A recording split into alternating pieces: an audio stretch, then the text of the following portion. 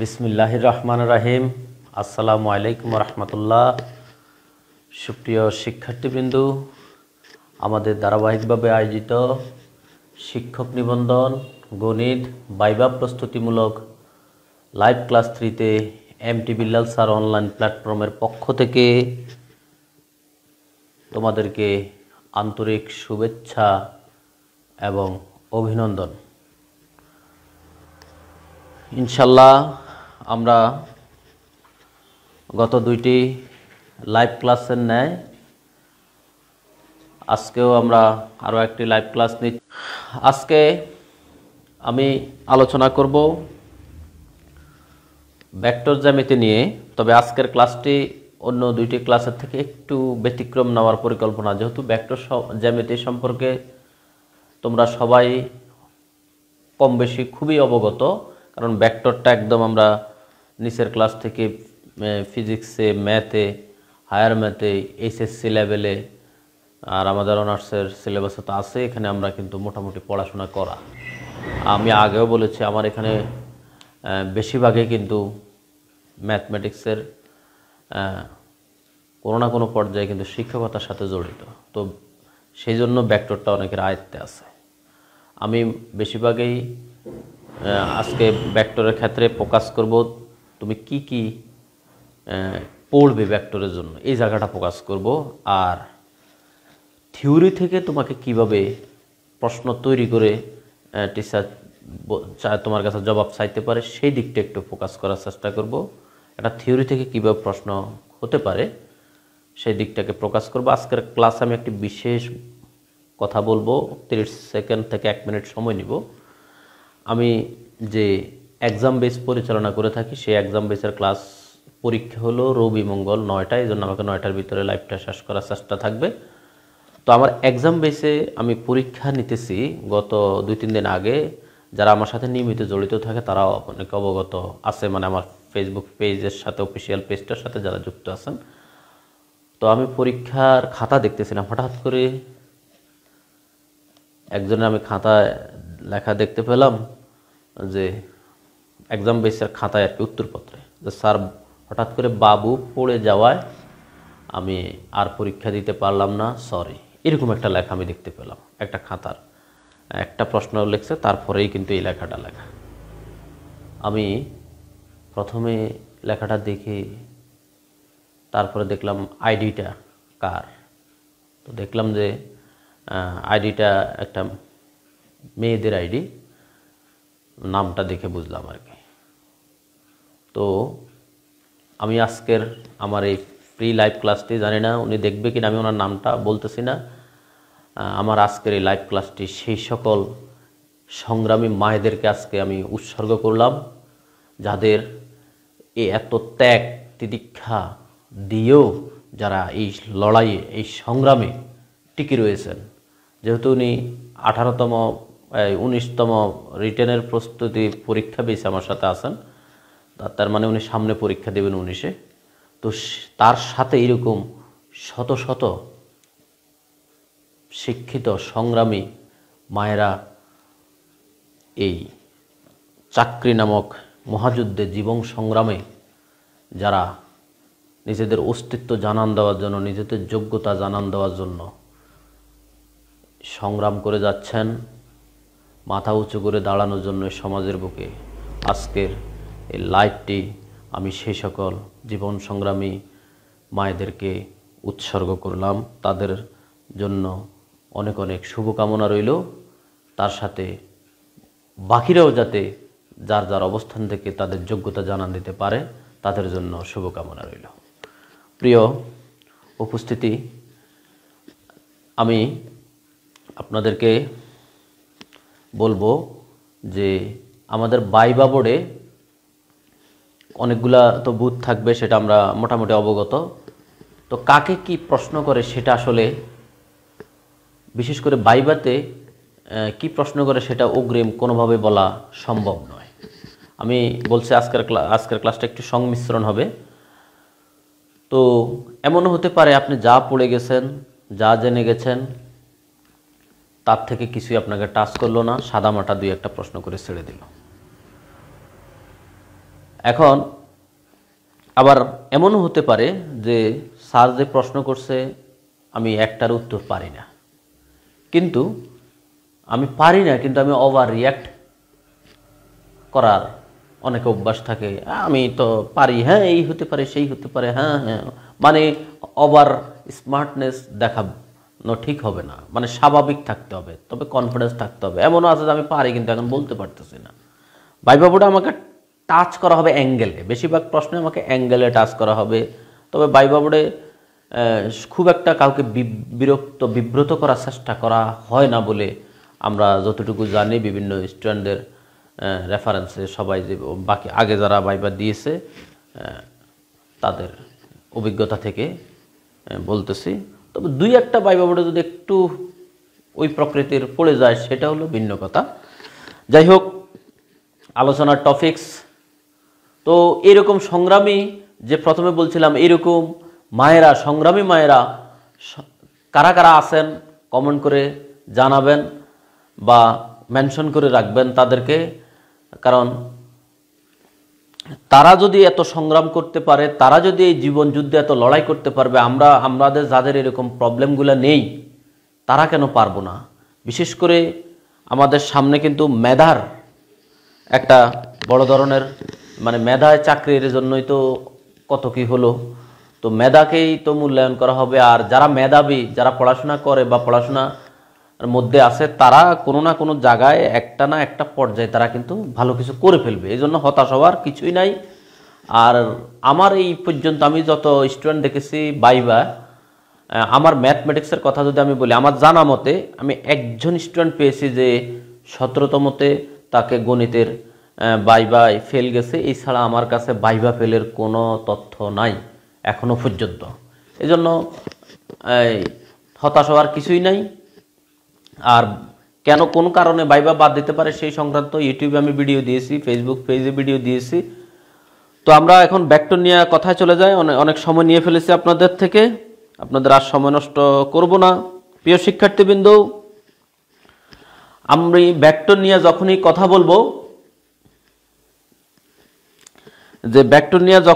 বলবো, তখনই আমাদের সামনে চলে আসে যে আমরা যে ভেক্টরের ডেফিনেশন, ভেক্টর স্কেলার, আর মানে আমাদের কাছে ভেক্টর রাশি, স্কেলার রাশি, এই টাইপের ডেফিনেশন আমাদের চোখে কিন্তু ভাসবে, এটাই স্বাভাবিক। তো যখন যে সংজ্ঞা আপনার চোখে ভাসবে, সংজ্ঞা কিন্তু দেখা গেল যে আপনার টিচার আপনাকে জিজ্ঞেস করলো না, জিজ্ঞেস করলো কি যে এই একটা জিনিস, এটা কি স্কেলার না ভেক্টর, অর্থাৎ আমার কাছে উদাহরণ জানতে চাইল। এখন অথবা একটা জিনিস বললো যে এটা কেন স্কেলার হইলো, এটার ব্যাখ্যা কি, এটা স্কেলার না হয়, এটা যদি এটা এই জিনিসটা এই যে ভেক্টর না, ভেক্টর রাশি না হইলে কি ক্ষতি হইতো, বা এটা স্কেলার রাশি হওয়াতে, স্কেলার রাশি এটাকে আমরা কেন বললাম, তখন ওই ঘুরাই ফিরাই আপনার ডেফিনেশন থেকে জিনিসগুলা ঘুরিয়ে নিয়ে আসতে। অর্থাৎ আমি বলতে চাচ্ছি যে স্কেলার রাশি, ভেক্টর রাশির যে কিছু উদাহরণ আছে, সেই জিনিসগুলা আমরা ডেফিনেশনের সাথে একটু থিমটা ক্লিয়ার করে মনে রাখবো। এটা আমাদের বইয়ের মধ্যে একেবারে সাদামাটা আলোচনা আছে, আমাদের এই অনার্সের বই একেবারে 9-10 লেভেল থেকে আলোচনা আছে।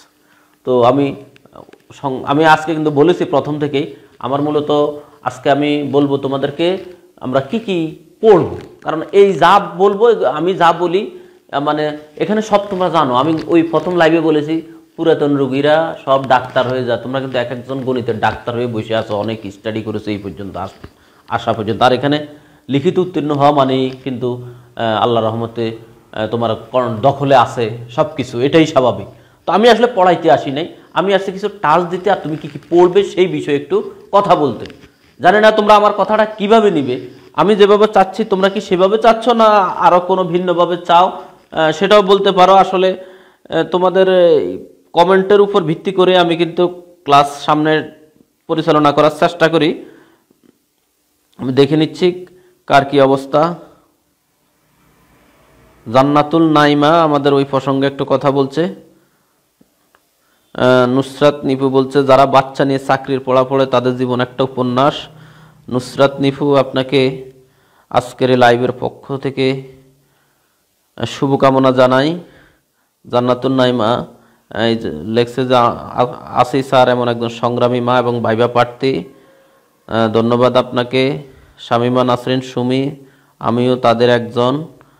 আচ্ছা যাক, এরকম অনেক। একজন লেখছে বাচ্চা সামলানো, সংসার সাথে পড়াশোনা চাপ এগুলো ছাড়া ফেস করতেছি, তাদের মানসিক রোগী ছাড়া আর কিছু বলা যায় না।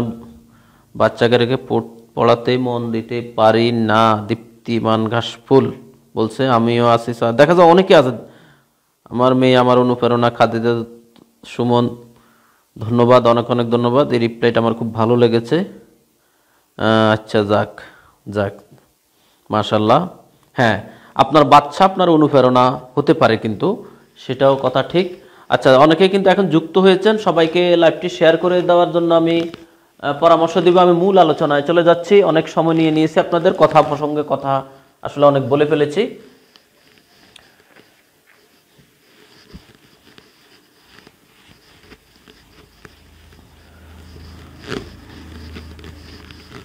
তো এই স্কেলার রাশি, ভেক্টর রাশির কিছু উদাহরণ আমরা এই ক্লিয়ার ধারণা নেওয়ার চেষ্টা করব।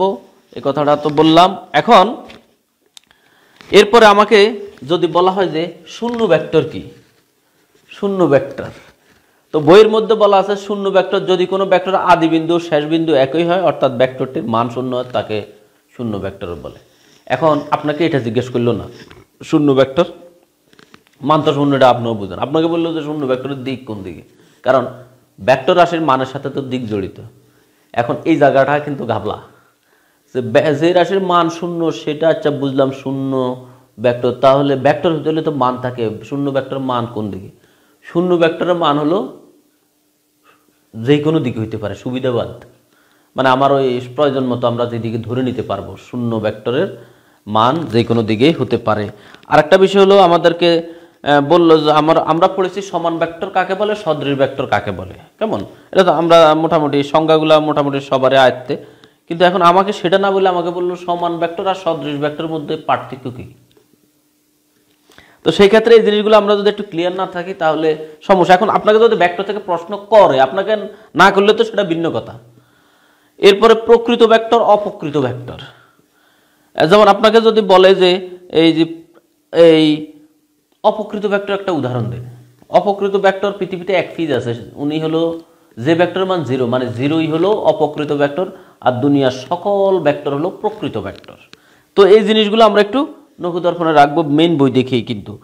এরপরে অবস্থান ভেক্টর, অবস্থান ভেক্টর জিনিসটা কিন্তু আমরা পড়তে অনেক মানে দিন ধরে পড়ি।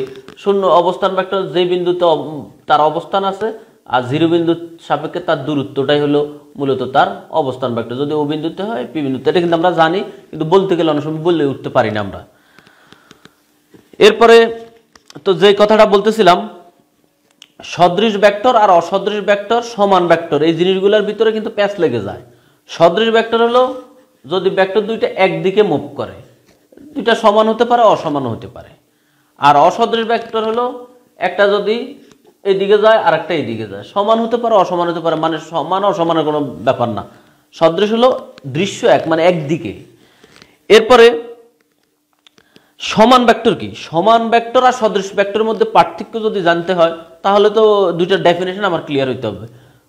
সমান ভেক্টর হলো যে ভেক্টরের দিক একই দিকে আবার মানে সমান, দিক একই দিকে মানেও সমান। আর সদৃশ ভেক্টর হলো শুধু দিকটা একদিকে, মানের বিষয়ে এখানে কোনো সমস্যা নাই, সমান হতে পারে অসমানও হতে পারে। এই জিনিসগুলো আমরা একটু ধারণা রাখবো। এরপরে সরল রৈখিক ভেক্টর, যদি এমন হয় যে একটা দুইটি ভেক্টর যদি একই এই প্ল্যাটফর্মে থাকে, যেটাকে বইয়ের ভাষায় বলছে একই ধারক রেখায় থাকে, একই ধারক রেখায় থাকে। ওই যে কিভাবে বলি, আমরা দেখতাম ছোটবেলায় একটা নারকেল পাতা ফানের মধ্যে, এখন একটা পাতার মধ্যে অনেকগুলো শামুক বসে থাকতো। এই যে সে সিরিয়ালে যে শামুকগুলো আছে সে একটা ধারকের উপর ভর করে আছে, এটাই আর কি তার ধারক রেখাটা। তো অনেকগুলো শামুক আমরা দেখি একটা পাতা লম্বা একটা পাতার মধ্যে বসে থাকে, এটা হলো তার ধারক রেখা, এই আর কি বিষয়টা। এখন আমরা সমতলীয় ভেক্টর, একগুচ্ছ ভেক্টরকে সমতলীয় ভেক্টর বলা হয় যদি তাদের ধারক রেখাগুলো একই সমতলের সমান্তরাল হয়, মানে একই সমতলে থাকা আর একই সমতলে সমান্তরাল হওয়া কিন্তু এক কথা। এখন এই যে এটাকে যদি আমি একটা সমতল বিবেচনা করি, এই বিন্দুগুলো এই যে এখানে আছে, এই একটা সমতলে আছে আর সমান্তরাল আছে কিন্তু এক কথা, কারণ মানে তার ওই দূরত্বটা জিরো, দূরত্বটা জিরো। এই টাইপের জিনিসগুলো এরপরে ভেক্টরের ত্রিভুজ বিধি, কে না পারে, আপনাদের মধ্যে সবাই পারে ভেক্টরের ত্রিভুজ বিধি, এগুলো আমরা একটু ধারণা রাখবো। আমি একটা বিষয় আপনাদের, আপনার এখানে তো আসলে সবাই আমার জানা মতে 2-4 জন ছাড়া বেশিরভাগই লিখিত পরীক্ষায় উত্তীর্ণ লোক। তো আমি এখন যে বিশেষ করে যে বেসগুলো, এই আমার 2টা এক্সাম বেস আছে, যে অর্থাৎ ওই এক্সাম বেস আমি এবার প্রথমে নিছি। এখানে আমি পড়াই না, আমি ক্লাসও নিই না, আমি শুধু পরীক্ষা নিই। তো আমি একটা জিনিস টেস্ট করলাম, আমি এবং অবাকও হলাম, হতবাকও হলাম। আমি একটা প্রশ্ন দিয়েছি ভেক্টর অধ্যায়ের স্কুল পর্যায়ে সম্ভবত, যে স্কেলার রাশি, স্কেলার গুণন ও ভেক্টর গুণন কাকে বলে, স্কেলার গুণনের জ্যামিতিক ব্যাখ্যা। আমি অবাক হলাম, বেশিরভাগ স্টুডেন্ট স্কেলার গুণন ভেক্টর গুণনের সংজ্ঞাটা লিখতে পারে না। ম্যাথমেটিক্সের স্টুডেন্ট সে কি বাংলা গল্পের ভাষায় বলে, ম্যাথমেটিক্সের স্টুডেন্ট হ্যাঁ প্রথমে আপনি ডেফিনেটলি বাংলা দিতে পারেন, কিন্তু আপনার ভাষাটা হবে, আপনার মূল ভাষাটা হবে গণিতের, এবং জ্যামিতিক ব্যাখ্যা তো বেশিরভাগই লিখতে পারে নাই। এরপরে আছে আবার ভেক্টর রাশির জ্যামিতিক ব্যাখ্যা, ভেক্টর গুণনের জ্যামিতিক ব্যাখ্যা, স্কেলার গুণনের জ্যামিতিক ব্যাখ্যা। একটা ম্যাথমেটিক্সের স্টুডেন্ট হিসেবে এই জিনিসগুলো তো আমাকে ক্লিয়ার থাকা খুবই জরুরি। ভাইভাতে আমাকে এখানে ফোকাস করতে পারে, তাহলে আর ভাইভাতে কি সব বিষয়ে প্রশ্ন করবে নাকি? ভাইভাতে আপনার তো এই টাইপের জিনিসগুলো যেগুলো এইচএসসির সাথে কানেক্টেড, এসএসসি সে ভেক্টর তো এসএসসির সাথেও কানেক্টেড। এখন আমি যদি অনেকের কাছে এখানে বলি যে 2টি ভেক্টরের ডট গুণন আর ডট গুণন কাকে বলে, বা 2টি ভেক্টরের ভেক্টর গুণন কাকে বলে, অথবা স্কেলার গুণন কাকে বলে। এখন 2টি ভেক্টরের যেই গুণনে স্কেলার পাওয়া যায় সেটা স্কেলার গুণন, সেটা কথা ঠিক আছে, এটা লিখলে এরকম অনেক টাইপের কথা অনেকে লেখে, অনেকে লিখতেও পারে না। মানে আমি হতবাক। আমি যখন প্রশ্নটা দেই তখন আমি ভাবলাম, আচ্ছা এই প্রশ্ন দিলে এরা কি মনে করবে, যে স্যার আমাদেরকে কি মনে করে, আমরা কি এগুলো পারি না? কিন্তু আমার কাছে মনে হলো এগুলো হলো মৌলিক কোশ্চেন। এরকম একটা প্রশ্ন আমার যদি পরীক্ষায় এসে যায়, আমি যদি লিখতে না পারি, এই জিনিসটা কারো কাছে বলাও যাবে না। আমি ম্যাথের স্টুডেন্ট হয়ে বা বিএসসির স্টুডেন্ট হয়ে যদি এরকম প্রশ্ন অ্যান্সার করতে না পারি, তো আমি একটু সংক্ষেপে এই যে, মানে তোমরা তো এখানে পারোই, তারপরেও একটু পারা জিনিসটাকে ব্রেনে একটু নাড়াছাড়া দেওয়ার জন্য আমি একটু স্কেলার গুণন, ভেক্টর গুণন এবং জ্যামিতিক ব্যাখ্যাটা, মানে আমার মূল ফোকাসটা এখানে রাখবো, দেওয়ার চেষ্টা করব। যদি তোমরা বলো এখন আলোচনা করব কিনা সেটা আমি একটু কমেন্টে জানতে চাচ্ছি। তোমরা একটু কমেন্ট করো আমি আলোচনা করব কিনা। স্কেলার গুণন, ভেক্টর গুণনের সংজ্ঞা এবং তাদের এই জ্যামিতিক ব্যাখ্যা।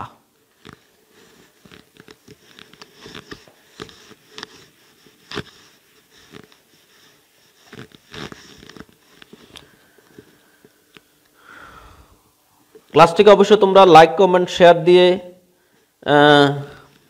সাপোর্ট করবে। আর তোমার কোনো প্রশ্ন থাকলে করবে, আমি তোমাদের কমেন্টগুলো কিন্তু দেখি ফাঁকে ফাঁকে। আচ্ছা, কয়েকজন বলছে করার জন্য। এখন সোজা কথা, আমরা যে ডট গুণনের কথা বলি, ডট গুণনের ক্ষেত্রে বা এই ডট গুণন বা স্কেলার গুণন একই কথা, ডট গুণন বা স্কেলার গুণন একই কথা, এটা প্রায় আমরা সবাই জানি। এখানে কোণের একটা ব্যাপার আছে। আমাকে এই যে ডট গুণন, আমরা কিন্তু সবাই এটা পারি, তারপরও একটু আলোচনা আর কি, 2টি ভেক্টরের ডট গুণন। যাই হোক, এখানে তার আমি রিটেন পড়াইতেছি না যে আমাকে সবকিছু সুন্দর করে লিখতে হবে, আমি জাস্ট একটু টাচে নিয়ে আসা। একটা ভেক্টর এ আর একটা ভেক্টর বি, তাদের মধ্যবর্তী কোণ ধরলাম থিটা। এখন আমরা জানি যে একটি ভেক্টর এ আর একটি ভেক্টর বি, তাদের 2টা ভেক্টরের ডট গুণন বা স্কেলার গুণনকে এভাবে ডট দ্বারা প্রকাশ করা হয় এবং সংজ্ঞায়িত করা হয় এইভাবে, A B cos theta, A B cos theta. এখন এইটা তো আপনি পারেন। এখন আমাকে বললো যে থিটার পরিচয়টা কি। এখন তোমাকে জিজ্ঞেস করলো, তুমি এটা বললো, আরেকজনকে জিজ্ঞেস করলো, সে সাথে এটাও বললো যে থিটার পরিচয় হলো 0 সমান বা তার থেকে বড়, পাইয়ের সমান বা তার থেকে ছোট। এখন এই জায়গাটা যদি তুমি ক্লিয়ার না করো তাহলে তো এই চিত্র তুমি যখন আঁকবা তাহলে তুমি কিভাবে আঁকবা? এই হলো দুটি ভেক্টরের ডট গুণন। আমরা সংক্ষেপে আমি বলতেছি, তোমরা তো এগুলো জানোই। তাহলে দুটি ভেক্টরের ডট গুণন কি? দুটি ভেক্টরের ডট গুণন হলো দুইটি ভেক্টরের স্কেলার বা ডট গুণন এক কথা। দুইটি ভেক্টরের স্কেলার গুণন হলো একটি স্কেলার রাশি, এটা ঠিক। তাহলে একটি ভেক্টর এ আর একটি ভেক্টর যদি বি হয়, তাদের ডট গুণনকে এ ডট বি লিখে প্রকাশ করা হয় এবং সংজ্ঞায়িত করা হয় এইভাবে। বাস এইভাবে, মানে তুমি গাণিতিক ভাষাটা সংজ্ঞায়িত করা হয় এইভাবে, যেখানে থিটার পরিচয় আমাদের দিতে হবে থিটার মান 0 থেকে 0 সমান বা বড়, পাইয়ের সমান বা তার থেকে ছোট। এখন তুমি যদি এটা না বলো তাহলে কিন্তু তোমার সংজ্ঞাটা স্ট্রং হলো না, ম্যাথমেটিক্যাল ভাষাটা সম্পূর্ণ নির্ভুল হলো না এই জায়গাটা। এখন তাহলে তোমার সাথে আরেকজনের সাথে তফাৎটা কি? তুমি বলছো এটা আর আরেকজন বলছে এটা, এ বি কস থিটা, যেখানে থিটার পরিচয় হলো এ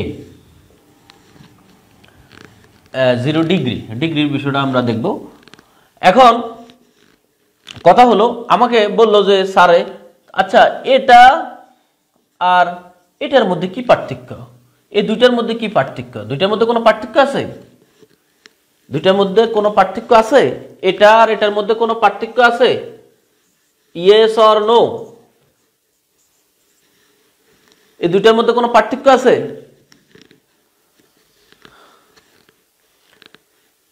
modulus A vector, modulus A vector, modulus A vector আর এ, শুধু এ দুইটার মধ্যে কি পার্থক্য? কোনো পার্থক্য আছে না দুইটা একই না আলাদা? দুইটা জিনিস কি একই না আলাদা? দেখি কে কে বলতে পারবা।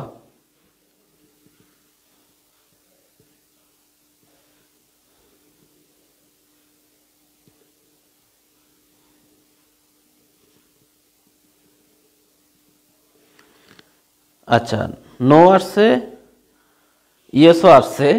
আচ্ছা, ইয়েস নো সবে আসছে। ধন্যবাদ যারা রিপ্লাই দিয়েছ সবাইকেই।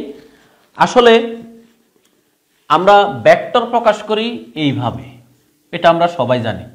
অনেক সময় এইভাবেও করি। আর বইয়ের মধ্যে বোল্ড কালারে লেখে, তো বইয়ের মতো মোটা করে তো আর আমরা লিখতে পারি না। কিন্তু যখন এই ভেক্টর চিহ্নের উপরে মডুলাস দেওয়া হয় তখন এটা স্কেলার হয়ে যায়, অর্থাৎ এটা আর এটা সেম, একই কথা, এটা আর এটা সেম। এখন এই যে জিনিসটা, এটাও স্কেলার এটাও স্কেলার, এই মানটাও স্কেলার, এই জন্য তার গুণফলটাও আছে স্কেলার, এই জন্য এর নামটা হলো স্কেলার রাশি। আর ওই যে ডট ব্যবহার করা হয় এই জন্য তাকে ডট গুণন নামেও ডাকা হয়। তাহলে এই হলো আমার মোটামুটি ডেফিনেশন। এখন জ্যামিতিক ব্যাখ্যার কথা যদি বলি, জ্যামিতিক ব্যাখ্যাটা ক্লিয়ার হওয়ার আগে আমাদেরকে অভিক্ষেপ সম্বন্ধে ক্লিয়ার ধারণা থাকতে হবে। অভিক্ষেপ সম্পর্কে তোমরা বেশিরভাগই সবাই জানো, আমার যতটুকু বিশ্বাস। ধরো এই ওবি রেখাটা বি বিন্দু থেকে ও এর উপর আমি লম্ব আঁকলাম বিএম। তো এখন যদি বলা হয় ওবি রেখার লম্ব বিক্ষেপ, ওবি রেখাটার লম্ব বিক্ষেপ, ওবি রেখাটার লম্ব বিক্ষেপটা এখানে কত দেখি, কে বলতে পারবো? ওবি রেখার লম্ব বিক্ষেপ। আচ্ছা, অনেক আমি যখন কথা বলি তার একটু পরে তোমাদের কাছে যায়, আবার তোমাদের কমেন্ট আসতে একটু সময় লাগে, যেন দ্রুত কমেন্ট করতে হবে। আমাকে এখানে বলতে হবে যে ওবি রেখাটার লম্ব অভিক্ষেপ এখানে কোনটা? লম্ব অভিক্ষেপ বিএম না ওএম না ওএ? ওবি রেখাটার লম্ব বিক্ষেপটা কি ওএম না ওএ না বিএম? দেখি আমার এখানে কিন্তু বড় বড় ম্যাথমেটিশিয়ান আছে, আমার এতটুকু বিশ্বাস। এখানে কিন্তু আল্লাহর রহমতে আগামী দিনের বহু মানুষ গড়ার কারিগর, বিশেষ করে গণিতের যারা ৬৬ দৃষ্টিকে ইনশাল্লাহ ধাপিয়ে বেড়াবে, তারা গড়ে তুলবে আগামী দিনের প্রজন্ম। তো তাদের থেকে আমি একটু রিপ্লাই নিচ্ছে। আমি বলছিলাম যে আজকের ক্লাসটা একটু অংশগ্রহণমূলক করবো, আর আমার ভেক্টরে আলোচনা কিন্তু কম, এই জন্য আমি যেটুকু আলোচনা করবো একটু ডিপলি করার চেষ্টা করতেছি। আমি মেন জায়গাটাই আলোচনা করতেছি, যেখানে আমার সময় দেওয়া দরকার সেখানে দিতেছি আর কি। আচ্ছা, কয়েকজনে বলছে বি কস কই ফেলো, বি কস তো আমি চিত্রে এখনো দিই নাই, সেটা আসবে পরে। আচ্ছা, ওবি রেখার লম্ব বিক্ষেপ কয়েকজন লিখছে ও এম। আচ্ছা, মূলত লম্ব বিক্ষেপ ওবি এরটা ও এম সঠিক উত্তর।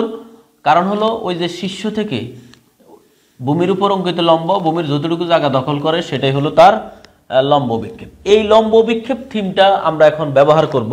যেমন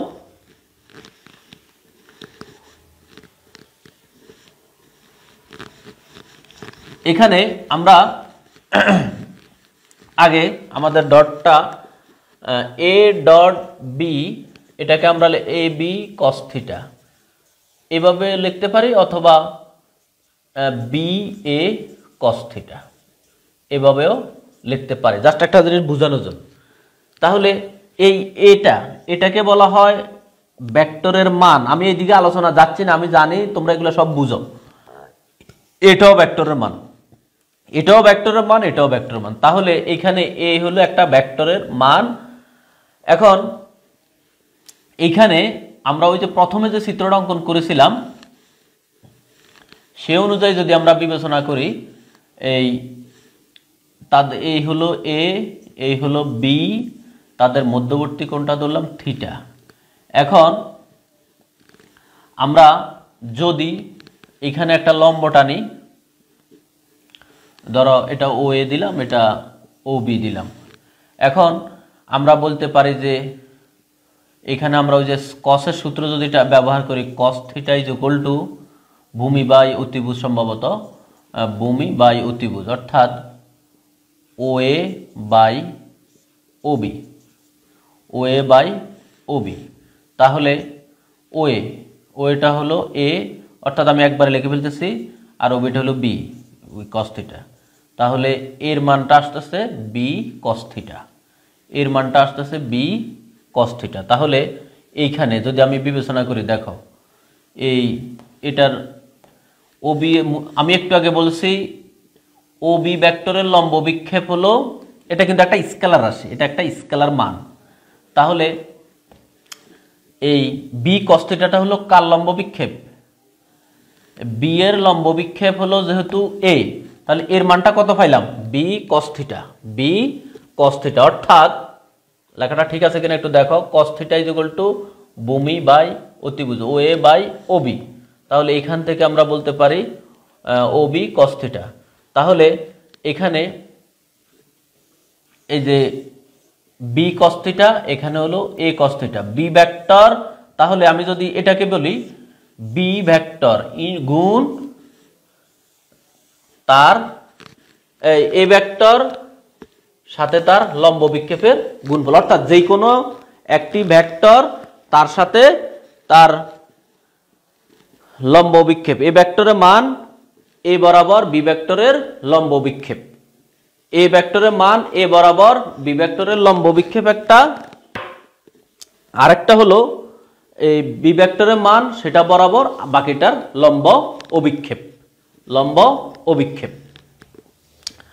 তাহলে এটাই হলো জ্যামিতিক ব্যাখ্যা, এটাই হলো জ্যামিতিক ব্যাখ্যা। যে আমরা যদি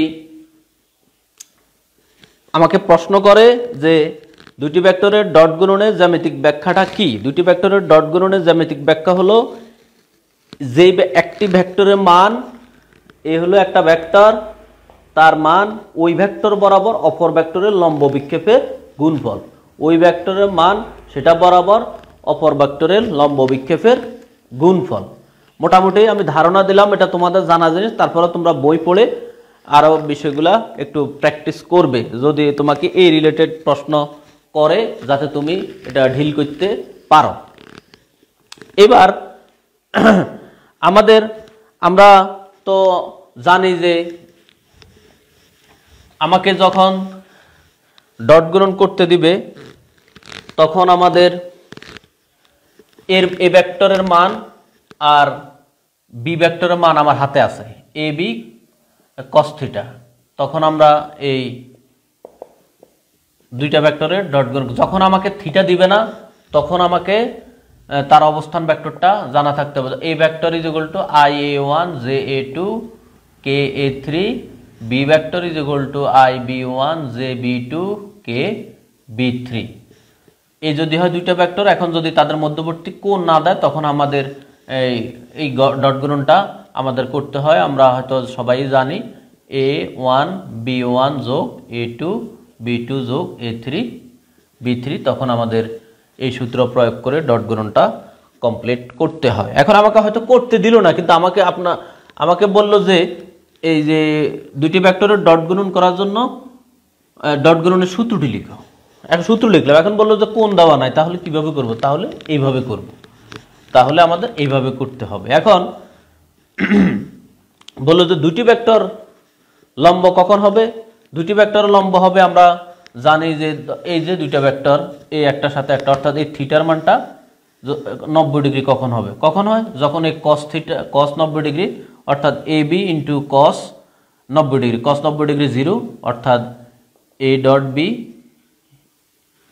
এ b into 0, a b into 0, মানে দুইটা ভেক্টরে যখন ডট গুণন 0 হয় তখন ভেক্টর দুইটি পরস্পর লম্ব হয়।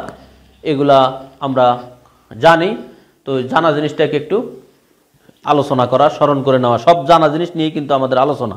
তাহলে আমরা যদি দুটি ভেক্টরের কোণ দেওয়া না থাকে তখন আমরা ডট গুণন কিভাবে করব? আমরা এইভাবে করব, দুটি ভেক্টর লম্ব হলে এটা হলো তার সূত্র। এরপরে আমাকে ওই যে ভেক্টরের এ ভেক্টর বরাবর বি ভেক্টরের লম্ব বিক্ষেপ বাইর করারটা চাইতে পারে। এ ভেক্টর বরাবর বা এই ভেক্টরের উপর, আমাকে যদি প্রশ্ন বলা হয় এ ভেক্টরের উপর বা বরাবর, একই কথা, বি ভেক্টরের লম্ব বিক্ষেপ, বি ভেক্টরের আমি সংক্ষেপে লিখতেছি লম্ব ও বিক্ষেপ, তাহলে যে ভেক্টর বরাবর এ ভেক্টরের উপর, এই ভেক্টরটা যায় নিচে এই ভেক্টরের উপর, আর এখানে হলো এই। আবার যদি বলা হয় বি ভেক্টরের উপর এই ভেক্টরের লম্ব বিক্ষেপ, তখন বি যায় নিচে, যার উপর বলে, ধর বি এর উপর বলছে বি তো নিচেই থাকবে আর উপরের লেখাটা সেম থাকে। এটা হলো দুটি ভেক্টরের এই একটার উপর আরেকটার লম্ব বিক্ষেপ যদি বের করতে বলে, সূত্রগুলা সকলেই হয়তো অবগত আছে, যেন আমি হালকা টাচ দিছি, পুরানা। এখন আমরা যে জানি i dot i, j dot j, k dot k, এটার মান আমরা জানি 1। এখন আমাকে বললো এটা কিভাবে আসলো? আমরা তো এগুলো সব জানি। এখন তাহলে আই ডট আই, আমরা এই দুইটা ভেক্টরের যদি ডট গুণন করি তাহলে আই ভেক্টরের মান, দুইটার মান কস, আচ্ছা এর গায়ের উপরে নিজের কোণ কত? আই ভেক্টরের উপর আই ভেক্টরের কোণ কত? আই ভেক্টরের উপর আই ভেক্টরের মানে নিজের উপরে নিজের কোনো কোণ মানে আছে, মানে 0। যেমন ওই যে গত দিন হয়তো আমি একটা জায়গায় বলেছিলাম 0 ডিগ্রি কোণে রেখা, 0 ডিগ্রি কোণের রেখা একটা কথা বলছিলাম, তাহলে এখানে হলো 0 ডিগ্রি। তাহলে একক ভেক্টরের মান আমরা জানি 1 1 1, cos 0 ডিগ্রি মান 1, তাহলে এই আসলো আমার 1।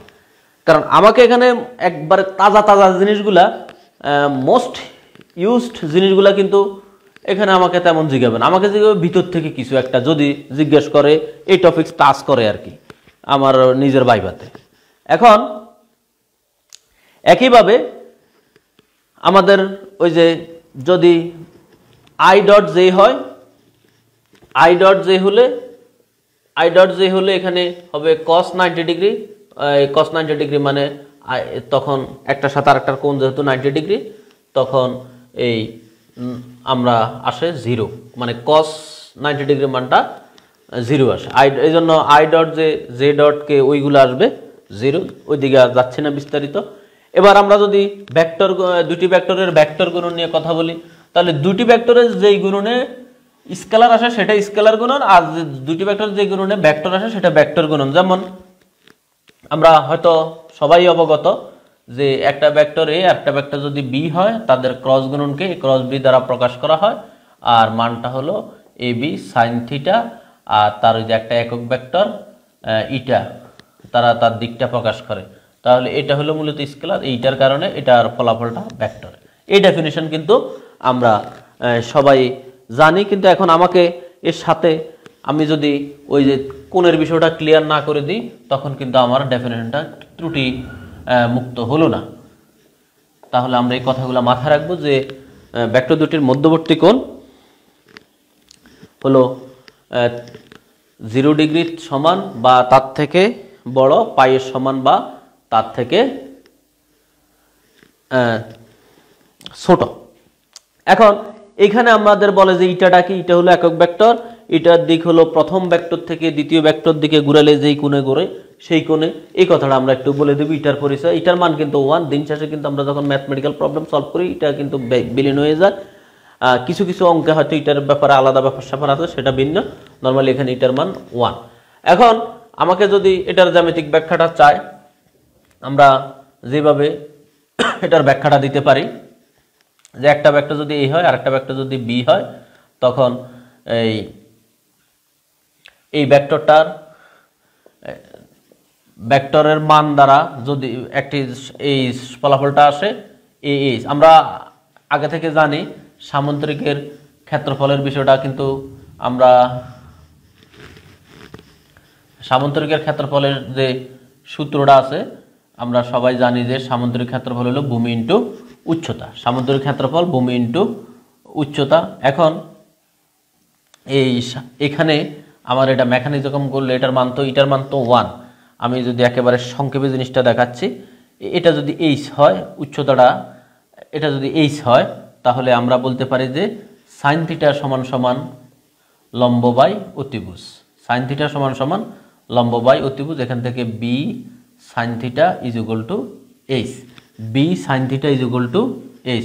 এখন এটা দ্বারা যদি এই কিন্তু সামান্তরিকটা মূলত, তাহলে এইখানে এই বি সাইন থিটার বদলে আমরা লিখতে পারি এইচ। এই এইচ তার মানে কি দাঁড়ালো, এটা কিন্তু এ হলো ভূমি, এ ভূমি ইন্টু উচ্চতা। তার মানে দুইটি ভেক্টরের ভেক্টর গুণন দ্বারা বোঝায় একটি সামান্তরিকের ক্ষেত্রফল। দুইটি ভেক্টরের ভেক্টর গুণনের মান দ্বারা, কথাটা এটা বলতে হবে। দুইটি ভেক্টরের ভেক্টর গুণনের, তোমরা কি বুঝতেছো? তোমরা কি আসো না হারাই গেছো? মাঝে মধ্যে একটু জানান দিও। দুইটি ভেক্টরের ভেক্টর গুণন দ্বারা, কথাটা কিন্তু সঠিক নয়। দুইটি ভেক্টরের ভেক্টর গুণনের এ মান দ্বারা, কথাটা বুঝে নিও। একটি সামান্তরিকের ক্ষেত্রফল, এটার মান তো 1, যখন মানের কথা আসবে তখন তো এটা 1 হয়ে গেল। তার দিক হলো ওই যে প্রথম ভেক্টর থেকে দ্বিতীয় ভেক্টর দিকে, সেটা হলো দিকের বিষয়। এ হলো ভূমি ইন্টু উচ্চতা, এটা সামান্তরিকের ক্ষেত্রফল প্রকাশ করে। তাহলে প্রিয় শিক্ষার্থীবৃন্দ, আমরা যদি সংক্ষেপে বলি যে এই দুটি ভেক্টরের ডট গুণন জ্যামিতিক ব্যাখ্যাটা কি? দুটি ভেক্টরের ডট গুণনের জ্যামিতিক ব্যাখ্যা হলো ওই ভেক্টরের মান এবং ওই ভেক্টরের বরাবর অপর ভেক্টরের লম্ব বিক্ষেপের গুণফল। মানে যদি এই ভেক্টরটা নিই, বাকি ওইটা বরাবর আরেকটা লম্ব বিক্ষেপ। আর যদি এ ভেক্টর নিলে এই ভেক্টর বরাবর বি ভেক্টরের লম্ব বিক্ষেপ, বি ভেক্টর নিলে বি ভেক্টর বরাবর এই ভেক্টর লম্ব বিক্ষেপ। আমি খুব সংক্ষেপে বলেছি, তোমরা বইয়ে আরো সুন্দর করে লেখা আছে, মেন বই ফলো করবা। মেন বই ওই যে বিভিন্ন পিডিএফ, এমনও পিডিএফ আমি দেখি দুনিয়ার আজগবি জিনিস লেখা, মানে একটা বিভিন্ন জায়গার সংজ্ঞাটঙ্গা এক জায়গা কইরা এটা বাইবার পিডিএফ বানাইছে। ওই প্রাইমারির বললেও আছে, হাই স্কুল বললেও আছে, কলেজের বললেও আছে, আর এইগুলো পিডিএফ এর পিছনে আমরা দৌড়ে। আমি দেখি যে এগুলোর ভিতরে সব আজগবি কোশ্চেন। তো পিডিএফ না, মেন বই হলো আসল, মেন বইয়ের পিছনে দৌড়াইতে হবে। যাই হোক, অন্যদিকে যাব না, আলোচনা স্লিপ করলে সময় বেশি চলে যাবে। তো এখন কথা হলো, এখন আমার যদি বলা হয় দুটি ভেক্টর, তাহলে জ্যামিতিক ব্যাখ্যাটা কি? দুটি ভেক্টরের ভেক্টর গুণনের মান দ্বারা একটি সামান্তরিকের ক্ষেত্রফল ওই দুটি ভেক্টর দ্বারা যদি একটি সামান্তরিক ক্ষেত্রফল অঙ্কন করা হয় তাহলে ওই সামান্তরিক ক্ষেত্রের ক্ষেত্রফলকে প্রকাশ করবে। এখন যেহেতু আমাদের এখানে সাইন থিটা আছে, হ্যাঁ, এ cross B, a B sine theta মানের কথা যদি বলি, বলা হবে ভেক্টর দুটি যদি সমান্তরাল হয়, যেহেতু দুইটা ভেক্টর যদি সমান্তরাল হয় তাদের মধ্যবর্তী কোণ থিটার মান আসতেছে 0 ডিগ্রি। তো A B sine 0 degree, sine 0 degree মানে হলো 0, অর্থাৎ 0, অর্থাৎ দুইটি ভেক্টর সমান্তরাল হলে তাদের ভেক্টর গুণনের মান 0 হয়। এই জিনিসগুলো আমরা অঙ্ক করে ফেলেছি, অঙ্কতে ব্যবহার করেছি। তারপর আমরা একটু স্মরণে রাখবো, স্মরণে রাখলে তো সুবিধা আছে, কখনো দরকার হলে বা আমাকে যদি এই টাইপের কিছু জিজ্ঞেস করে যাতে আমি বলতে পারি। তাহলে দুইটি ভেক্টরের সমান্তরাল হওয়ার শর্ত হলো তাদের এই যে ক্রস গুণনের মান, তাদের ক্রস গুণন 0 হবে বা ভেক্টর গুণন 0 হবে। তারপর আমাদের বইয়ে আছে, এরপরে আমরা যে পড়ছিলাম ওই যে আই ক্রস আই, ওখানে যেরকম I order I cross I, J cross J, K cross কে, কিন্তু আমাদের এখানে ডটে আসছিল 1, এখানে আসবে 0। এর কারণ হলো আই এখানে সাইন 0, এই যে এখানে যদি আমি মান বসাই, ধরো একটা সংক্ষেপে যদি এটা বলি, এটার মান 1, এটার মান 1 সাইন 0। তো সাইন 0 মানে টোটালটাকে 0 করে দেয়, এই জন্য এই মানগুলা 0 হয়ে যায়। আর আরেকটা বিষয় হলো বইয়ের ভিতর দুটি এ ও বি প্রত্যেকের উপর লম্ব একক ভেক্টরের সূত্র আছে, সেগুলা তোমরা পড়বা। 3টি ভেক্টরের স্কেলার গুণন আছে, 3টি ভেক্টরের ভেক্টর গুণন আছে। তো 3টি ভেক্টরের স্কেলার গুণনটাকে 3 ভাগে প্রকাশ করা যায়। যেমন এই a dot b cross c এইভাবে লেখা যায়, এইভাবে লেখা যায়, এইভাবেও লেখা যায়। এখন ব্র্যাকেট দিতেও পারি। এখন এটার স্কেলার কেন হলো? 3টি ভেক্টরের যেই গুণনে একটি স্কেলার আসে, তাহলে স্কেলার বা ডট গুণন, যেমন বি এটা একটা ভেক্টর মান ধারণ করে, এটা একটা ভেক্টর, এটা একটা ভেক্টর, দুইটি ভেক্টরের ডট গুণনে স্কেলার আসে। আবার এটা এই যে 3টা জিনিস লিখলাম, এই 3টা জিনিস কিন্তু ইকুইভ্যালেন্ট। এই 3টা জিনিসের পরিচয় হলো এভাবে এটারে লেখা যায়। তো এই জিনিসগুলো আমরা একটু নখদর্পণে রাখবো। আর 3টি ভেক্টরের ভেক্টর গুণনের একটা বিখ্যাত উপপাদ্য, সেটা আমরা একটু মাথায় রাখবো, এ ক্রস বি ক্রস সি। এই যে একটা উপপাদ্য আছে 3টি ভেক্টরের ভেক্টর গুণন সংক্রান্ত, সেই উপপাদ্যটা আমরা একটু নলেজ রাখবো। কার কার মাথা আসছে এটার ডান পক্ষটা দেখি, কে বলতে পারবে? এই 3টি ভেক্টরের, এখন এটা বেশিরভাগ ক্ষেত্রে যে ভুলটা করে, ধরো a dot c into b লিখলাম আমি, আবার a dot b into c লিখলাম আমি। ভেক্টর চিহ্ন তো সব জায়গায় মাথার উপর হবেই।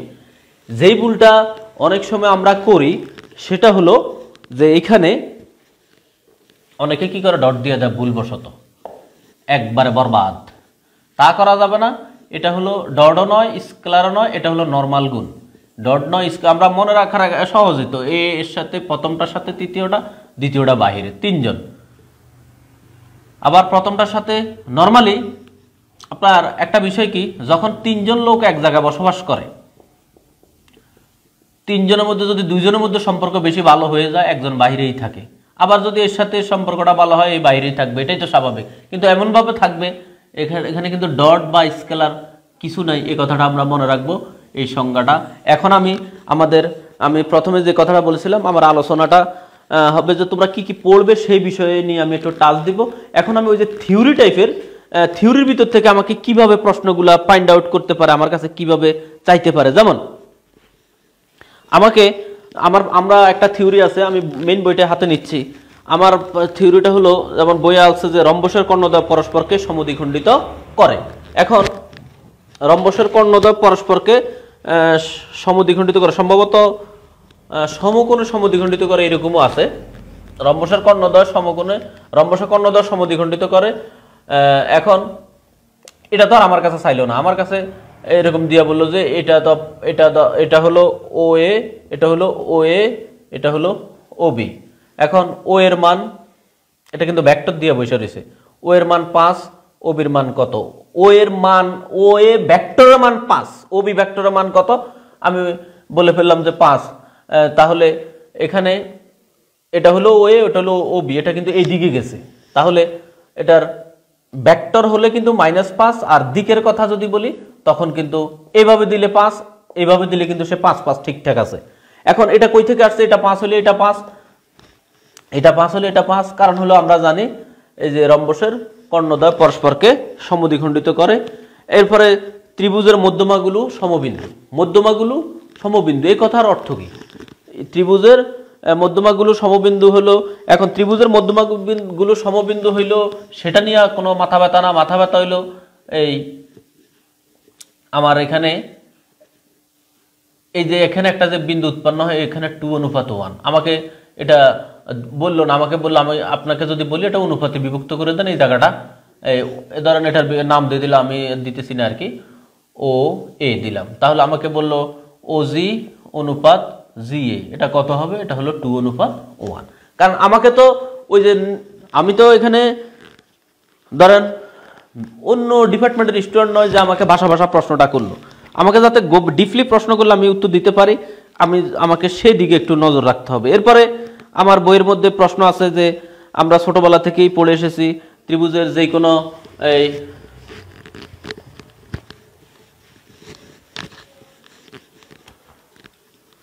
ত্রিভুজের যে কোনো দুই বাহুর মধ্যবিন্দুর সংযোগ সরলরেখা তৃতীয় বাহুর সমান্তরাল দৈর্ঘ্য তার অর্ধেক। এখন আমার এখানে সব কথাই ঠিক আছে। এখন এইখানে কোন বাহুটা কোন বাহুর সমান্তরাল? এই এমএন বাহুটা সমান্তরাল হলো বিসি, আর এই বাহুটার মান যদি 3 দেয় তাহলে এই বাহুটার মান হবে 3, এই বাহুটার মান 3 হলে এই বাহুটার মান হবে 3। এই যে থিওরির ভিতর থেকে এই জিনিসগুলো আমরা একটু নজরে রাখবো। এরপরে ট্রাপিজিয়ামের অসমান্তরাল বাহুদ্বয়ের মধ্যবিন্দুর সংযোগ সরল রেখা উহার সমান্তরাল বাহুদ্বয়ের যোগফলের অর্ধেক। এখান থেকে আমরা ম্যাথমেটিক্যালি কি উপস্থাপন হয় আমরা একটু দেখে রাখতে পারি। এখন আমাকে একটা প্রশ্ন দিল এরকম, এটা হলো একটা অর্ধবৃত্ত, এখন আপনারা বলবেন এটা হলো বৃত্তের ব্যাস, এই কোণটা কত ডিগ্রি আর এই কোণটাই বা কত ডিগ্রি। এখন আমাকে এই কোণটা দিয়ে দিল, ধরেন আমি সারা জীবন আমি পড়ে গেলাম এই অর্ধবৃত্তস্থ কোণ, এটা একটা অর্ধবৃত্তের উপরে বৃত্তস্থ কোণ, এটা হলো এক সমকোণ। এখন ও এ বি এটা নাম দিলাম সি, আমাকে বলল যে ও সি বি কোণের মান কত, ও সি বি কোণের মানটা কত হবে দেখি আপনারা বল স্যারেরা।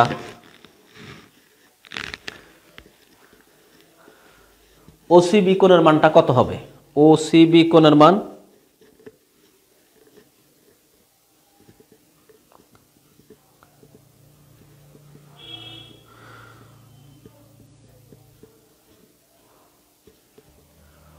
ওসিবি কোণের মানটা কত হবে দেখি।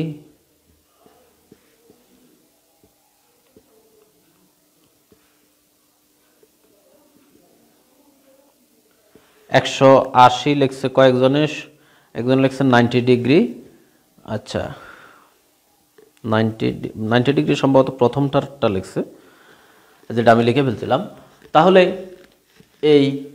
এই কোণটা হলো আমার মানে এই কোণটার দ্বিগুণ আর কি। আমরা যে ওই যে ছোটবেলার সূত্র কেন্দ্রস্থ একই চাপের উপর দণ্ডায়মান কেন্দ্রস্থ কোণ বৃত্তস্থ কোণের দ্বিগুণ। এখন বৃত্তস্থ কোণ যদি হয় 30, এটা হলো আমার 60। এখন এটা যেহেতু আবার ভেক্টরে আসছে, ভেক্টরে আমরা ভেক্টর বা যে কোনো ক্ষেত্রেই অর্ধবৃত্তস্থ কোণ এক সমকোণ, এটার প্রমাণ আমরা শিখছি আমাদের রিটেন পরীক্ষার জন্য। এখানে রিটেন পরীক্ষা কিন্তু আসেও, তো সেই ক্ষেত্রে এটা যেহেতু আমার অর্ধবৃত্ত, এই কোণটা যেহেতু আমার 90 ডিগ্রি, এখন এই কোণটা হলো 180 ডিগ্রি। কিন্তু আমি তো এটা শিখে গেছি যে এই কোণটা 180, আমি তো এটা শিখে যাইনি, কিন্তু এটা তো ওই আবার ওটার সাথে ছোটবেলার আরেকটার সাথে কানেক্টেড। এইভাবে আমরা জিনিসগুলোকে একটু খেয়াল করব, মানে আমার জানা জিনিসটাই আমি একটু চোখ কান খোলা রেখে একটু স্টাডি করার চেষ্টা করব, এছাড়া আর কিছু নয়। এরপরে রম্বসের যে কর্ণদ্বয়, এখন রম্বসের কর্ণদ্বয় পরস্পর লম্ব। এখন রম্বসের কর্ণদ্বয় পরস্পর লম্ব এ কথার মানে হলো আমাকে এখানে একটা কোণ দিয়ে দিল, এই কোণটা এই কোণ আমাকে বলে যে এই কোণটা কত, তো এখানে প্রত্যেকটা কোণে হলো 90 ডিগ্রি, এটা হলো আমাদের সূত্র অনুযায়ী। প্রিয় শিক্ষার্থীবৃন্দ, এইভাবে আমাদের বিষয়গুলোকে একটু আমরা জানা বিষয়গুলোকে আর একটু ক্লিয়ার হয়ে নিতে হবে, এতটুকুই। এরপরে আমি যে প্রথমে বলছিলাম এই আমাকে কোনগুলাকে ভেক্টর রাশি বলে, কোনগুলাকে স্কেলার রাশি বলে, এবং একটা ভেক্টর রাশি দিয়ে বললো যে এটা যদি মান না থাকতো তাহলে কি সমস্যা হতো, এটা মান না থাকলে কি সমস্যা হতো, আর আরেকটা স্কেলার এটা তো এটার মান কেন নাই। তো এই জিনিসগুলো তো সংজ্ঞার ভিতরে ঢুকে আছে, এই জিনিসগুলো আমরা এইভাবে খেয়াল করব। আর আমাদের ভেক্টর থেকে এর বাইরে খুব একটা প্রশ্ন করার মতো তেমন নাই, কারণ আইটেমের শেষ নাই, টপিক্সের শেষ নাই। এরপরে আপনাকে তো গণিতের বাইরেও দুই একটা কথা জিজ্ঞেস করবে, আপনার কাগজপত্রগুলো দেখবে। আর ভাইভাতে আমাদের সম্ভবত এক সেট ফটোকপি নিতে হয় সকল কাগজপত্রের। সত্যাই তো লাগে না, আমাকে কয়েকজনে ইনবক্স করতেছে স্যার সত্যাই তো লাগবে কিনা, আমরা সবাই অবগত আছি সম্ভবত সত্যাই তো লাগে না। আর আমি সর্বশেষ আজকের লাইভটা শেষ করব, একটা পরামর্শ দিব যারা ভাইভা পরীক্ষা দিতেছো তোমাদের উদ্দেশ্যে। যারা মনে করো যে তোমার এইজ আছে, তোমার নাম্বার কম, এইজ আছে নাম্বার কম আসবে, মানে 19তম দেওয়ার মতো ক্যাপাসিটি আছে, তোমরা অবশ্যই 19তমের জন্য প্রিপারেশন নিবে। হ্যাঁ, শুধু যে শিক্ষক নিবন্ধন প্রস্তুতি নিয়ে জীবন কাটিয়ে দিবে বিষয়টা তা নয়, তোমার অন্যান্য চাকরি পরীক্ষার গতানুগতিক প্রস্তুতি যেটা তুমি সেটা তো নিবেই। তারপরে তোমার যে ইনকাম সোর্সগুলো আছে সেগুলোকে সচল রাখবে। আর এই যে নাম্বার যদি কম থাকে অবশ্যই পরবর্তী প্রিপারেশনটা নেবে। আর যারা স্কুলে উত্তীর্ণ তারা অবশ্যই, যদি ওই যে শিক্ষাগত যোগ্যতা ঠিক থাকে, অবশ্যই কলেজের জন্য ভালোভাবে প্রিপারেশন নিতে হবে। আর কলেজে উত্তীর্ণ কিন্তু মার্ক কম, তাহলে তো কলেজের জন্য ট্রাই করতে হবে, স্কুলের জন্য আবার পরীক্ষা দিতে হবে। এখন এমন অনেক তোমার এলাকা ভিত্তিক এমন হতে পারে যেখানে তোমার স্কুল সার্টিফিকেট আছে কিন্তু পোস্ট খালি কলেজে, তখন তো তুমি হাই হাই করা ছাড়া কিছু থাকবে না। বা তোমার সার্টিফিকেট আছে কলেজের কিন্তু পোস্ট খালি স্কুলে, তখন তুমি কি করবে? এছাড়াও তোমার মার্ক কম, আরেকজন এসে তোমার উড়ে এসে জুড়ে বসে গেল, শুধু তাই নয়, প্রত্যেকটা লিখিত মার্ক, বিশেষ করে মার্ক কিন্তু এখন তুমি ভাইভাতে আহামরি কিছু উঠাইতে পারবা না। আর ভাইবার ক্ষেত্রে মার্কের যে বিষয়টা আছে এর ভিতরে একটা প্যাঁচগোছ আছে, যাই হোক ওইটা নিয়ে আমাদের মাথা ঘামানোর দরকার নাই। এখন তোমার ধরো 80 মার্ক, তোমার বন্ধুর 81 মার্ক, তোমার 80 মার্ক, তোমার বন্ধুর 81 মার্ক, পোস্ট তোমার ওই অঞ্চলে ধরো তোমরা দুইজনে যেখানে আবেদন করছো সেইখানে এই পোস্ট দেখা যায় একটা, দেখা যায় আবার তোমার, আমি প্রথমে এটাই বলি, পোস্ট দেখা যায় একটা, তাহলে 81 মার্ক হওয়ার চাকরি হয়ে যাবে, শুধু 1 মার্কের ব্যবধানের কারণে তোমার কিন্তু 80 মার্ক হওয়ার চাকরি হইল না। বিষয়টা আসলে খুবই দুঃখজনক, কষ্টজনক, কিন্তু এটাই চরম সত্য, এটাই বাস্তবতা। প্রত্যেকটা মার্ক সোনার হরিণ হিসাবে তখন কাজ করবে। এরপরে যদি আমি অন্যভাবে ডিফারেন্স করি, উপজেলা পর্যায়ে একটা প্রতিষ্ঠান, জেলা পর্যায়ে একটা প্রতিষ্ঠান, পোস্টও দুইটা, পাশও করছো তোমরা দুইজনে, তোমার বন্ধুর 81, তোমার 80, বা তোমার 81 তোমার বন্ধুর 80, ওই যে জেলা পর্যায়েরটা মানে নাম করা ভালোটা হয়ে যাবে তোমার বন্ধু, তোমার হইল তার নিচে, তাহলে মার্ক ব্যবধান মাত্র 1। আমি একটা কথার কথা বললাম, এই জন্য এরকম, এই জন্য আমি বলবো যদি তোমার এইজ থাকে, তোমার ভালো মার্ক উঠানোর জন্য পরের বারও ট্রাই করতে হবে। শুধু এই শিক্ষক নিবন্ধন পরীক্ষা নিয়ে বসে থাকার কথা আমি বলি না, আরো চাকরি বাকরির যে প্রিপারেশন গতানুগতিক সেটা তো তুমি নিবেই, সাথে এইজ থাকলে আবার পরের বারও প্রিপারেশন নেবে, স্কুল থাকলে কলেজ, কলেজ থাকলে স্কুল, মার্ক কম থাকলে যেটা কম আছে সেটা আবার ট্রাই করতে হবে। কারণ আমার আমি যে প্রতিষ্ঠানে জয়েন করব তার সাথে কিন্তু আমার জীবন মান, চলাফেরাও, ভবিষ্যৎ আরও আনুষঙ্গিক অনেক কিছু কিন্তু জড়িত। হ্যাঁ, গভর্নমেন্ট ফ্যাসিলিটি সব জায়গায় সমান, কিন্তু আরও আনুষঙ্গিক আদার্স বিষয়গুলো আমি সব কথা এখানে বলা সম্ভব নয়। তো এই কথাটা আমি বলবো যে আমাদের এই সুযোগ থাকলে আমাদের পরেও ট্রাই করতে হবে, ট্রাই করা উচিত বলে আমি মনে করি। আর একটা কথা হলো, আমাদের যারা আমরা এখন এই প্রস্তুতি নিয়ে মোটামুটি একটা পর্যায়ে রেজাল্ট করেছি, তাদের তো পরের বার আর এত কষ্ট হবে না, কারণ তার সব কিছু পড়া আছে, সব এই যুদ্ধক্ষেত্র কিন্তু দেখে আসা হয়েছে, অতএব তার জন্য কিন্তু যুদ্ধটা এখন তখন সহজ হয়ে যাবে, এটা আমার মনে হয় সহজে হয়ে যাবে। হ্যাঁ, এখন আমরা আজকে যে ক্লাসটা করলাম কতটুকু অ্যাক্টিভ ছিলাম বা তোমরা কতটুকু উপকৃত হয়েছো কিনা আমাকে জানাবে। আর পরবর্তী লাইভটা আমরা বৃহস্পতিবার নিয়ে আসবো কিনা সেটাও জানাবে। পরবর্তী লাইভে হয়তো আমাদের আলোচনার বিষয়গুলো থাকবে বীজগণিত, মানে আমাদের ফান্ডামেন্টাল অফ ম্যাথমেটিক্স আর লিনিয়ার অ্যালজেব্রা। আমি কিন্তু ওই যেই টাইপগুলো থেকে, যেই প্রসঙ্গগুলো থেকে আমাদের ভাইভা প্রশ্ন করতে পারে ওই সাবজেক্টগুলোর ওই জায়গাগুলোকে আমি ফোকাস করার চেষ্টা করতেছি। আর ভাইভাতে তো কোনো সিলেবাস নাই, কোনখান থেকে কি জিজ্ঞেস করবে সেটাও তো আমরা জানি না, অনেকটা আমাদের তকদিরের বিষয়। তো আমরা হতাশ হওয়ার কিচ্ছু নাই, সবার যেমন ভাইভা তোমারও তেমন ভাইভা, সবাই চাকরি পাওয়ার জন্য যায়, কেউ হারানোর জন্য যায় না। এরপর আমরা আমাদের চেষ্টা, আসলে আমরা আমাদের সর্বোচ্চ চেষ্টা লিখিততে করতে পারি, লিখিত করতে পারি সর্বোচ্চ চেষ্টাটা। ভাইবাটা আমার অর্জিত সার্টিফিকেট বা আমার ভাইবা বোর্ডের অনেক কিছুর উপরে আমার অবস্থানটা নির্ভর করে। তবে ভাইবাতে খুব একটা ফেল করাইতে শুনি না। ওই যে বললাম একজন স্টুডেন্ট ফেল করাইছে, আমি শুনছি আমার ১৭তম লিখিত আমার কাছে পড়ে পাস করছিল, কিন্তু ভাইবাতে ফেল গেছিল, যেটা আমি প্রথমে বলছিলাম। কেন গেছে সেও জানে না। আর এনটিআরসি কিন্তু কখনো পুনঃ এক্সামিনি বা রি এক্সামিনি করারও কোনো সুযোগ থাকে না কোনো কিছুতে। তো যাই হোক, এতক্ষণ কষ্ট করে আমাকে সময় দিয়ে ক্লাসটি করার জন্য বা পরবর্তী যারা করবে সবার জন্য শুভকামনা থাকবে। বরাবরের মতোই আমি বলবো, আমাদের শিক্ষক নিবন্ধন গণিত লিখিত আর একটি বেচ শুরু হচ্ছে এই যে ২-৩ দিনের ভিতরেই। তো তোমাদের নিজেদের বা তোমাদের পরিচিত বা তোমাদের জুনিয়র সিনিয়র অনেক অনেক, গত বছর আমি এমন অনেক পড়াইছি, কাপল হাজব্যান্ড ওয়াইফ এরকম অনেক যে ক্লাস করছে। কিন্তু আরেকটা বিষয় হলো, যারা আসলে আমি দেখলাম বেশি উত্তীর্ণ তারাই হয়েছে যারা খুব সংগ্রামী জীবনযাপন করেছে, যাদের আর্থিক খুব কষ্টে আছে বা পারিবারিক খুব চাপে আছে, এরকম স্টুডেন্টগুলোই কিন্তু 18তমতেও বলি আর শততমতে বলি আমার দেখা মতো বেশি উত্তীর্ণ হয়েছে। অর্থাৎ আসলে কষ্ট করা ছাড়া কোনো কিছু অর্জন করা যায় না। কষ্টের অর্জনটাই সুমিষ্ট হয় এবং সুদৃঢ় হয় এবং ওই অর্জনটা খুব কাঙ্ক্ষিত একটা অর্জন হয়। তো সবার জন্য আমি আবারও শুভকামনা জানিয়ে আজকের মতো বিদায় নিচ্ছি। আল্লাহ হাফেজ। আসসালামু আলাইকুম রহমতুল্লাহ।